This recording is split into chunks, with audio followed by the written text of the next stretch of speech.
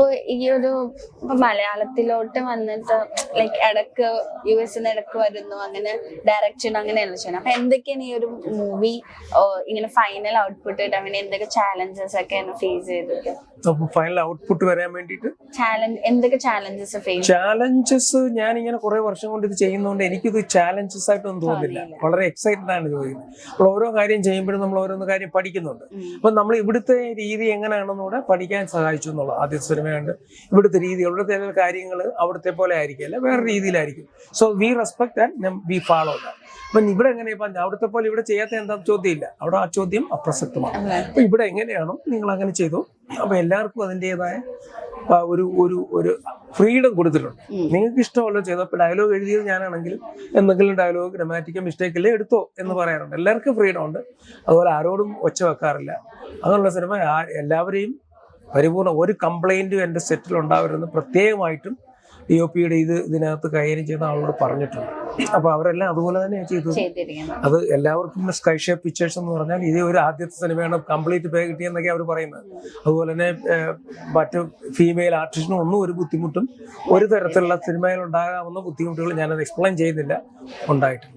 ഉണ്ടാവരുതെന്നാണ്. കാരണം ഇതിന്റെ പ്രൊഡ്യൂസർ പെണ്ണാണ്. സോ അവർ ഒരിക്കലും സഹിക്കില്ല. കാരണം അമേരിക്കൻ എന്നൊക്കെ പറഞ്ഞ പെണ്ണുങ്ങളാണ് കൂടുതൽ ഇമ്പോർട്ടൻസ് അവിടെ. അപ്പൊ അതുകൊണ്ട് ഒരു പെണ്ണിനെ ഒരു തരത്തിലും ഡിസ്റെസ്പെക്ട് ചെയ്യാൻ പാടില്ല. അങ്ങനെയുള്ള ഒന്നും ചെയ്യാതെ വളരെ ഭംഗിയായിട്ടാണ് നമ്മൾ. പിന്നെ ചില പ്രശ്നങ്ങളൊക്കെ ഉണ്ടാവും, അത് സ്വാഭാവികമാണ്, അത് വിഷയമല്ല. അപ്പൊ ഇപ്പൊ പറഞ്ഞല്ലോ ലൈക്ക് അമേരിക്കയിലും കുറച്ച് ഡിഫറൻസ് ഉണ്ട്, ഇവിടെയും ഡിഫറൻസ് ഉണ്ട്. അങ്ങനെ മേജർ ആയിട്ട് തോന്നിയ ഒരു ഡിഫറൻസ് എന്താണ്?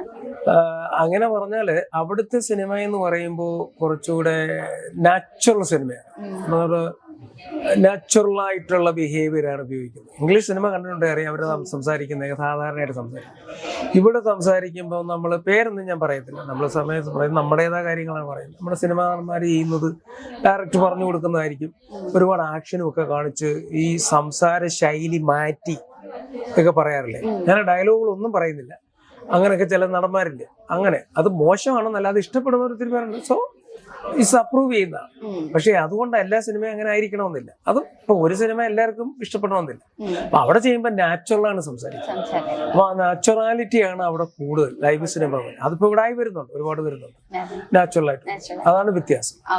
ഇപ്പൊ ഒരുപാട് പുതുമുഖങ്ങൾ ഈ സിനിമയിലുണ്ട്. പിന്നെ കുറച്ചും കൂടി പരിചിതമായ ഒരു ഫേസ് ആണ് ഹേമന്തിന്റെ എന്ന് പറയുന്നത്. അപ്പൊ ഹേമന്തിനെ എങ്ങനെ കാസ്റ്റ് ചെയ്തത്? ഹേമന്തിനെ എനിക്ക് റെക്കമെൻഡ് ചെയ്തത് DOP ആണ്. DOP ഷാഹുഷ അറിയാമോന്ന് അറിയില്ല. ഷാഹുഷാണ് ഇതിന്റെ ഓവറോൾ കൺട്രോൾ.